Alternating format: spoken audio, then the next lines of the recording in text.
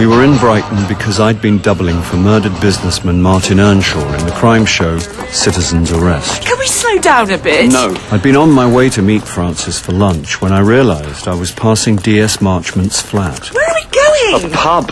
Greg Marchmont was officially on sick leave, but I suspected he'd been taken off the Earnshaw case, and wanting to find out why, I popped in to see him.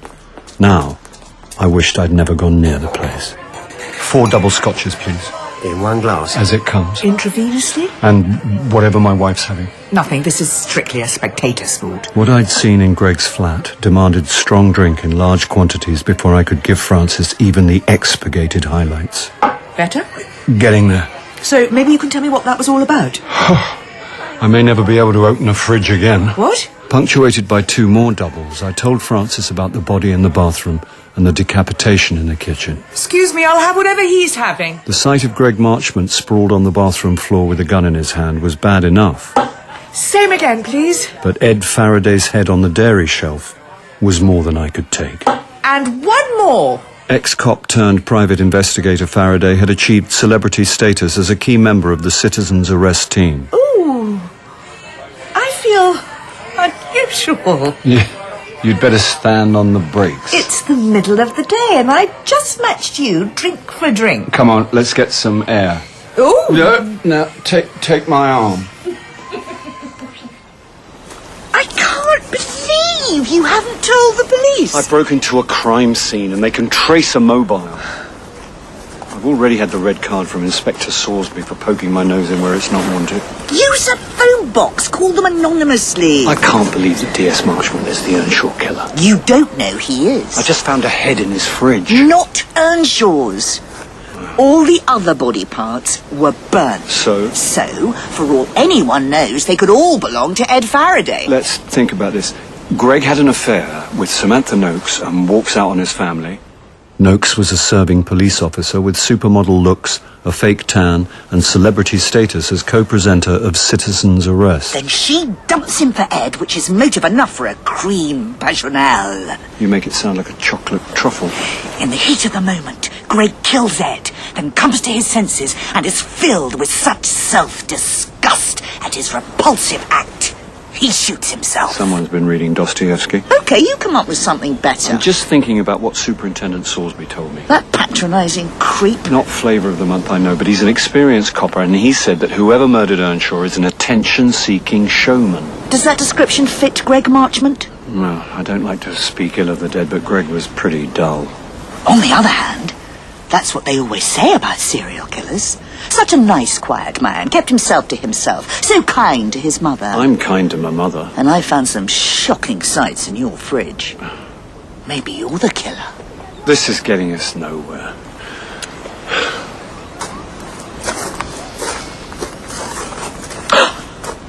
Who says the murderer's a man?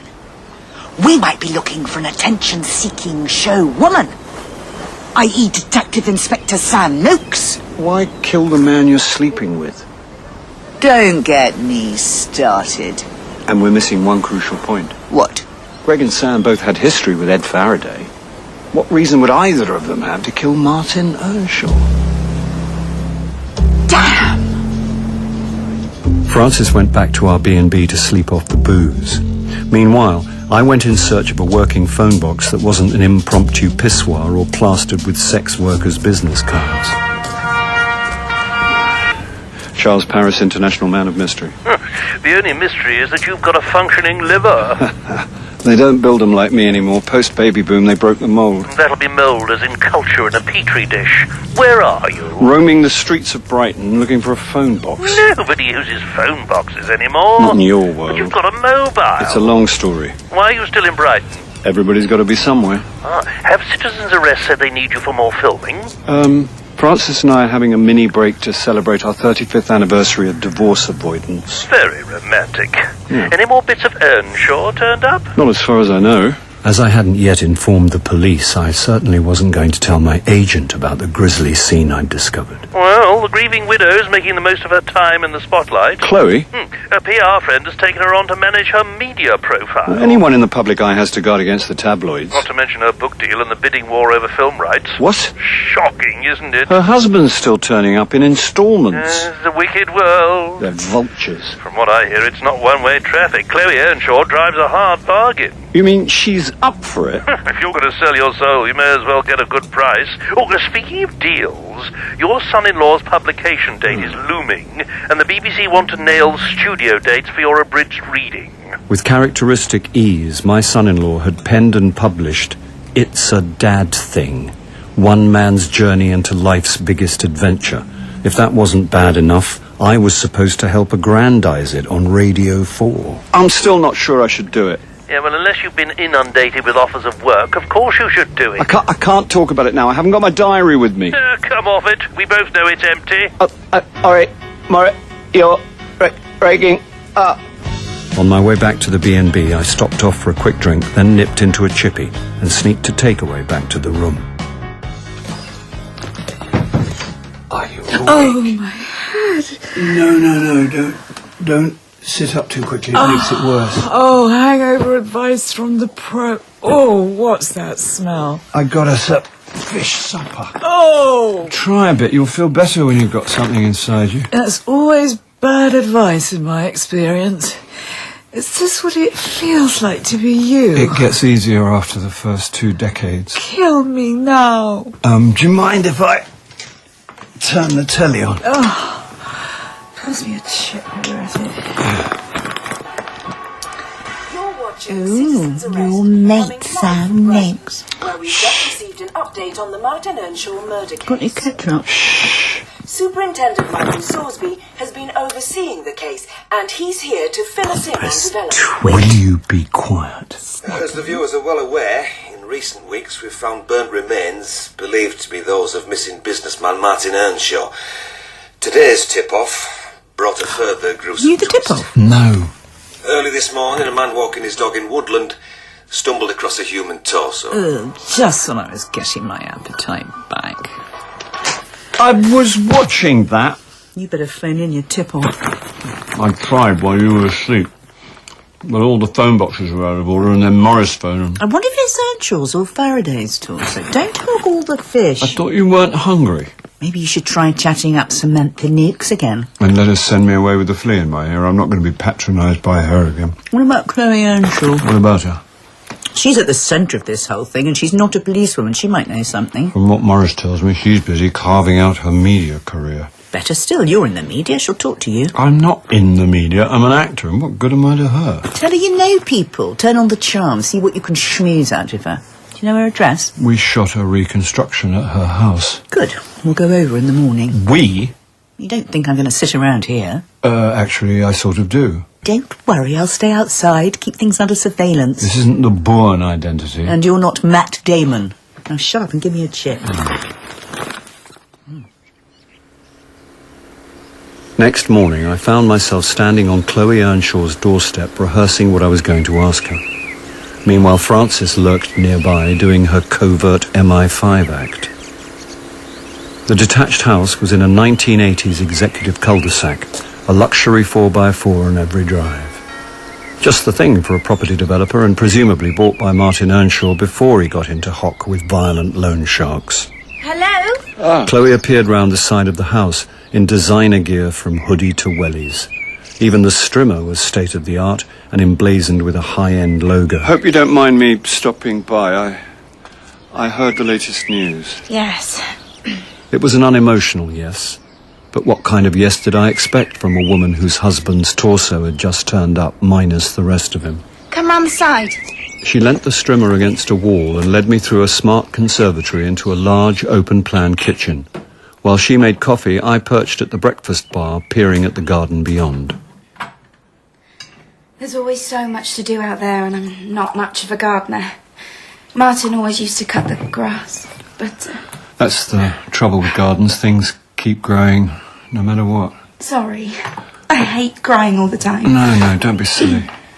Everywhere I turn, there's something else to remind me. I can do it if you like, the grass. You didn't come down from London just to offer to cut my lawn. I've been staying in Brighton since the filming. Seaside break? Sort of. So, you haven't been filming more reconstructions of citizens' arrest? I think they've finished with me. Me too. You haven't heard from them? Not a peep. When Martin disappeared, they were all over me like a rash. And when body parts started turning up, everyone wanted a piece. But that came out wrong. Under the circumstances, her laugh jarred somewhat. Oh, I suppose they'll be in touch now there's been this latest horrible discovery. How about the police? Have they been keeping you up to speed? Sam Noakes was very good to start with, but she's got a bit quiet. Probably got her work cut out running the inquiry. And she's got her TV profile to think of. It was the first time the sweet-faced Chloe had bared her teeth and shown her claws. There's a nutter wandering around out there, and no one seems at all concerned about my safety. I mean, did you see any police presence when you arrived just now? No. What's happened to Detective what's-his-name, Marchmont? He's vanished off the face of the earth as well. I'm starting to wonder if they even know what they're doing. What was that? I think it was in the garden. I'll have a look. But before I could go anywhere, a man stepped in from the conservatory. A man not entirely dissimilar in age, height and looks to me. What the hell are you doing here? I had to come back. You're supposed to be dead. Says who? Everyone knows it. First I've heard of it. You bloody idiot. Please, Chloe. Don't Chloe me. We need to talk. No, we don't. We need to sort things out, and then I'll go for good. I thought you had gone for good. I thought you were dead. Why would you think that? Sorry to interrupt, but are you Martin Earnshaw? Yes, who are you? Charles, I've been working with Chloe. Working? You got yourself a job, Chloe. You're supposed to be dead. So you keep saying, but I'm not dead. I've been in Belgium. What am I going to do? I had to see you once more. I'm going to look like a dog in front of the entire nation. I wanted to talk to you face to face. Well, I don't want to talk to you. Please, Chloe. Please, Chloe, you pathetic moron. You've ruined everything. We need closure. Closure? You want closure? Oh, I'll give you closure. In a flash, she grabbed a large cleaver and flew at Earnshaw, who stumbled backwards into the conservatory. No! Please! With quite a lot of thought for my own safety, I tried to intervene, but Chloe spun round with a manic glint in her eyes and turned the blade on me. Chloe! Oh, you want a piece of me too? Come on. While she sliced and slashed at the air between us, a fourth figure sneaked in from the garden. Get away from my husband! Somewhere between Vita, Sackville West and Boudica, Francis wielded the strimmer till Chloe dropped her cleaver and fled the house, driving away at high speed. Wired on adrenaline and testosterone, my warrior queen went back to our B&B to calm down, while I had a chat with my alter ego. Oh, you wouldn't know from her cool exterior that she's got serious anger issues. Yeah, well, Francis has put up with a lot over the years. I meant Chloe. Oh, Chloe, of course. Here, get this down, yeah. Oh, thanks. Oh, I've seen her in some rages, but I honestly thought she was going to kill me this time. You're not alone. Has this happened before? Why do you think I left? Oh, I just wish I'd done it years earlier. Do you mind if I ask why you waited so long? Denial. Oh, to most men, I was living the dream. Middle-aged bloke, a beautiful younger wife, what's he got to complain about? But you've seen what she can be like. Oh, there are two Chloes. The butter wouldn't melt in her mouth, Angel, and the harpy from hell. So when you left, you did so of your own accord? I left out of self-preservation and desperation. Can I ask you something? Seems only fair. Why was Chloe so convinced I was dead? So I brought him up to speed, ending with the revelation that I was his TV lookalike. Pour me another scotch, will you? I'm not that bad. Sorry, I didn't mean that. You really didn't know any of this? Nothing. After I did my runner, I suffered a complete mental collapse. I just couldn't hack it anymore, so I tried to lose myself. I ended up in rural Belgium, cut off from the outside world. Why come back now?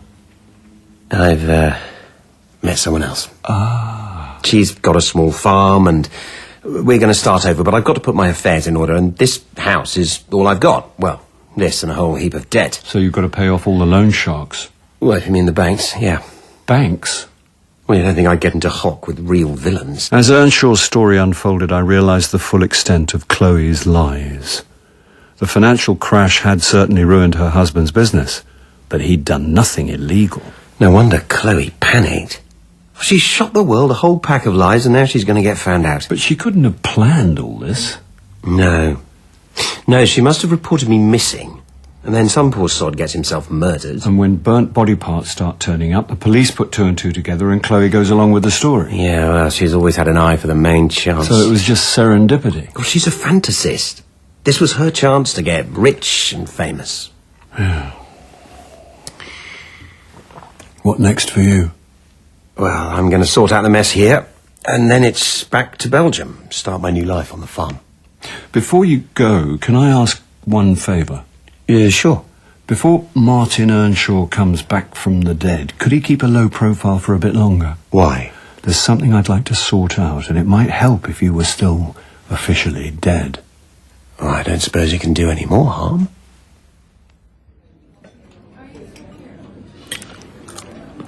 Good linguine. Delicious. Where's your doppelganger tonight? Keeping out of the way and hoping he doesn't run into the trophy wife from hell. I always thought she looked high maintenance. Yeah. Give me a slob of a woman any day. Do you want Vongole in your lap? Is that a threat or an offer? So, what next? I quite fancy the Zabaglione. I meant with the Earnshaw case. Oh. You're going to have to tell the police, you know. I know, but if I use my mobile, they'll trace the call and I'll have to explain what I was doing in Greg's flat. We'll find a phone box on the way back to the hotel. Deal? Deal. Now, do you mind if I enjoy my risotto? Go ahead. The thing that bothers me is how come no one queried Chloe's story? Well, once events took over, she just sort of riffed on it and then things got out of hand. Surely Chloe knew she'd be found out sooner or later. Well, like Martin said, she's a fantasist. In her world, she was going to end up a TV celebrity, showing people round her sumptuous home for a feature in Hello. Just for being the widow of a murdered man? Stranger things have happened. In the meantime, she was lying from one day to the next. Then boom, dead husband walks in and the pack of cards comes tumbling round her ears. At which point she goes ape and attacks him with a meat cleaver. That still doesn't explain why the police didn't pick up on any of this. Say you went missing. Cheers. The police ask me a whole load of questions and they start finding body parts. Wouldn't I have to identify them?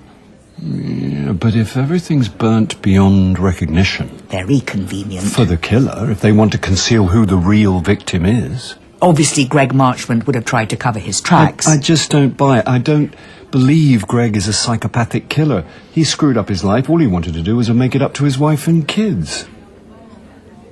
How did Superintendent Salisbury describe the murderer to you? An attention-seeking showman. And I said to you, what if it's an attention-seeking show woman? You've really got it in for Sam Noakes. I've never even met the woman. But if you recall, we dismissed her as a suspect because she didn't have a reason to kill Martin Earnshaw. But we know Earnshaw's not dead, and she did have a very complicated history with Greg Marchmont and Ed Faraday. I can see where this is leading.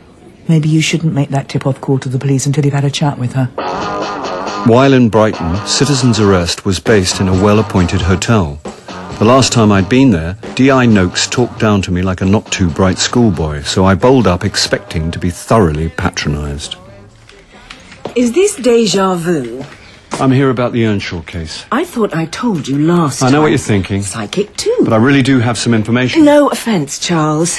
A prefix that always means the complete opposite. But maybe I didn't make myself clear. I think you did. Then you won't mind my asking why you're back? I'm a glutton for punishment. Have you heard from Greg recently? That's not information, it's a question. Humour me.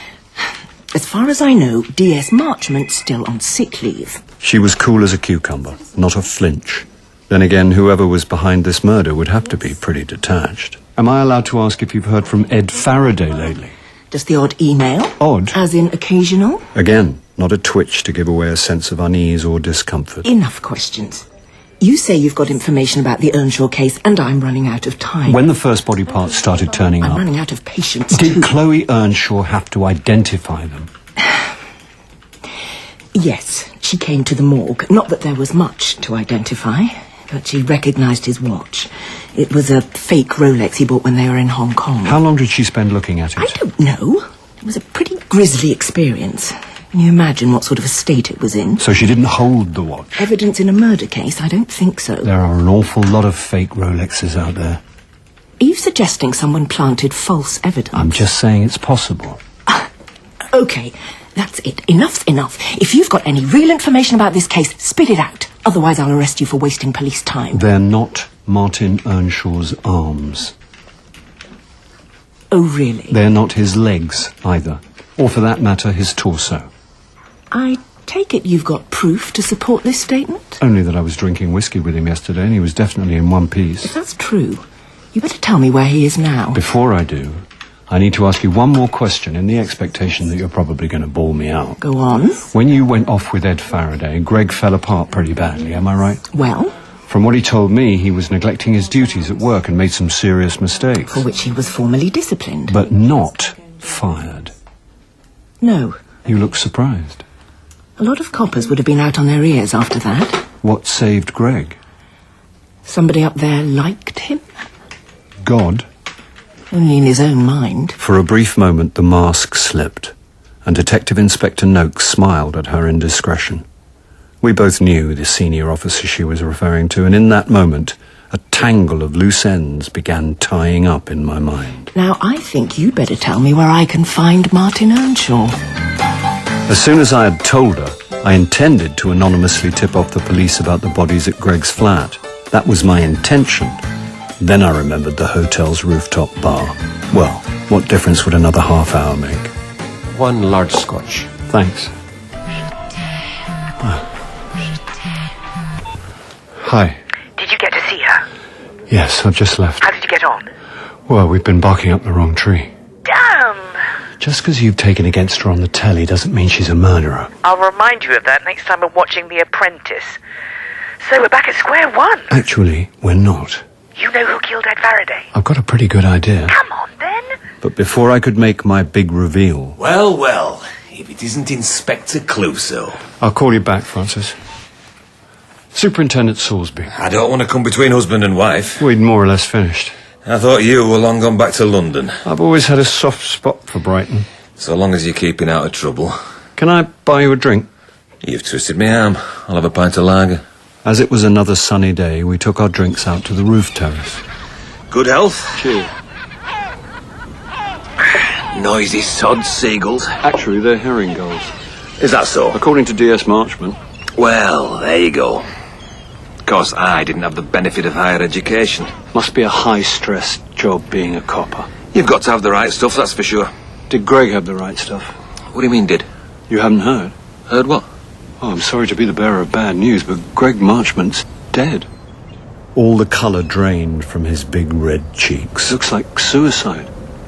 He was in his flat, along with what's left of Ed Faraday. Anyone else would have reeled with the shock, not Superintendent Salisbury. He just stared dead ahead with resignation stamped across his face. Oh, and by the way, I had a drink with Martin Earnshaw yesterday. He's crawled out of the woodwork, has he? That's bloody typical, that is. You wait all day for a corpse to rise from the dead and then 2 more come along at once. You'll forgive me if I don't laugh. So, what got you to this point, Sherlock? Greg told me all about the affair with Sam Noakes and the split with his wife, but something he said lodged in my mind. Go on. He said you had him where you wanted him. At the time, I thought he meant he couldn't say no to overtime. Now I realise he was your clean-up man. Don't stop now. When he started screwing up at work, he should have been fired, but someone stepped in and saved him. Suddenly, Greg owed you one, and you were out for revenge on Ed Faraday. Oh, was I? He must have been a too clever by half thorn in your side. Faraday was an aggravated hemorrhoid on the backside of life. And as his senior officer, the minute he overstepped the mark, you gave him the boot. Yeah, that day had been a long time coming. But then he turns up on telly along with smart-ass Sam Noakes, celebrity coppers coining it. I tell you what pissed me off. 30 years in the job, and those two end up the public face of police work. It's an insult to all hard-working officers. So when Martin Earnshaw went missing, you saw your chance to humiliate them in public. You've missed your vocation. I did a pretty good job of outwitting you too, although it was a stroke of luck you getting arrested by that special constable. You were the limping tramp. You're an amateur detective. I'm an amateur actor. Don't give up the day job. Ditto. So when you said the murderer was an attention-seeking showman... As Citizen's Arrest has turned crime into showbiz, I wanted a piece of the action. Shall we have another drink before you hand me over to Sam Noakes? I think I'll pass this time. Yeah, that'll be a first. What's it to be? No, really. Herringles, you say? What are you doing? Good view from up here. Sorsby! I think you'll have to have that drink on your own. Don't, Sorsby! Call it one for the road, Charles. No! The Earnshaw case rang the death knell for Citizen's Arrest, and as audience figures plummeted, the show was pulled. The one bit of good to come out of Sorsby's legacy. Last I heard, Chloe had been nicked for wasting police time. Back in London, Francis and I agreed to defer our anniversary celebrations till our 40th, if we made it. Till then, it was business as usual.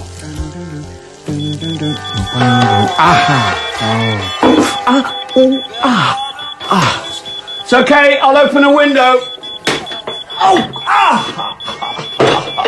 What have you eliminated this time? It's all under control. I've just singed my cassip. Your what? It's a homemade Uzbek sausage I bought off a bloke at the Drum and Monkey. I wouldn't touch it if I were you. Oh. Not now, Morris. I'm in the middle of a meaningful culinary experience. Did you get the script of Miles's book? Yes, I got it. I'm trying to show a bit of enthusiasm. It is a book of the week. This could open up a whole new world for you. All right. It's like talking to a sullen teenager. Whatever. 9:30, Broadcasting House, don't be late. Goodbye, Morris. You're not really going to eat that thing. Watch me. So there I was, successful and high-earning, a classic alpha male silverback stuck in the 24/7 rat race. Then a tiny miracle happened and my world turned upside down. The miracle weighed 8 pounds. She was called Angela Olive, and I was a dad. This is the story of one man's journey into life's big adventure. It's not a guidebook, it's a guy book. Oh, sorry. Sorry all. Something stuck in my throat. Do you need a glass of water? No, I'll be all right. It's sunny great in here. Green light coming. It may have sounded great in there, but from where I sat, it sounded like a big full stop on my career.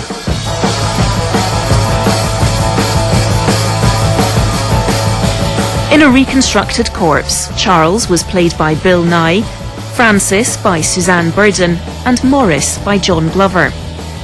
Chloe Earnshaw was Francine Chamberlain, Superintendent Sorsby, Gerard McDermott, Samantha Noakes, Adjoa Ando, and Martin Earnshaw, James Lely. A Reconstructed Corpse was written by Jeremy Front and based on the novel by Simon Brett. The director was Sally Avens.